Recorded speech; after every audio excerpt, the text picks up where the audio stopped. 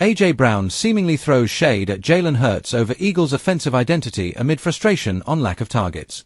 The Philadelphia Eagles locker room tension is heating up, and it seems star wide receiver A.J. Brown has had enough. Following the Eagles' disappointing 34-17 loss to the New York Giants, Brown made headlines when he appeared to throw subtle shade at quarterback Jalen Hurts and the team's struggling offense. After the defeat, Brown told reporters that the Eagles are still trying to find their offensive identity, a statement that, while vague on the surface, struck a deeper chord given the current state of the team. According to NFL Network's Mike Garafolo, Brown's remarks came amid growing frustration over his limited targets and declining production. His comments also followed a reported private meeting with Hurts and newly acquired running back Saquon Barkley, a meeting Brown refused to elaborate on. While the wideout didn't directly name names, fans and analysts were quick to interpret his words as a subtle jab at his quarterback and the new offensive direction under coordinator Kevin Patullo. Eagles searching for identity without Kellen Moore. This season has been one of transition for Philadelphia's offense. After the departure of former offensive coordinator Kellen Moore, who left to join the New Orleans Saints, head coach Nick Sirianni promoted Kevin Patullo to fill the role. The hope was that Patullo's familiarity with the system would maintain continuity, but so far, the results have been mixed at best. Under Moore, the Eagles' offense was explosive, creative, and balanced. With Patullo calling plays, the rhythm has looked off, particularly between Hurts and his top receiver. A.J. Brown, who was once the heartbeat of the passing game, has struggled to find the same chemistry and consistency that made him one of the league's most feared wideouts. "We're still figuring things out," Brown said after the loss, keeping his tone controlled but his frustration evident. "It's about finding who we are as an offense." Those words hit hard, considering the Eagles are now 4-2 and on a 2-game skid. The loss to the Giants wasn't just a setback in the standings, it exposed cracks in communication and trust within the offensive unit. A.J. Brown's frustration boils over. Thursday night's loss was another tough outing for Brown. Despite being targeted several times, he managed just 6 catches for 80 yards and failed to reach the end zone. For a player of his caliber, a 3-time Pro Bowler and one of the league's top receivers, that's not the kind of stat line he expects.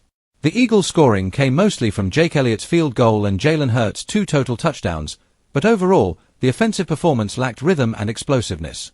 Brown could be seen on the sidelines in animated discussions with teammates, though he downplayed any tension post-game. Still, the numbers tell the story. Through 6 weeks, Brown has just 194 receiving yards and 19 catches, with only 1 touchdown, which came during Philadelphia's 33-26 win over the Los Angeles Rams in Week 3. Compared to his 2024 campaign, where he was one of the league leaders in yards and touchdowns, this drop-off is alarming. Is there a rift between Hurts and Brown? The dynamic between Jalen Hurts and A.J. Brown has always been a focal point of the Eagles' success.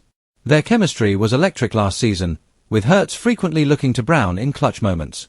But recently, that connection seems to have cooled.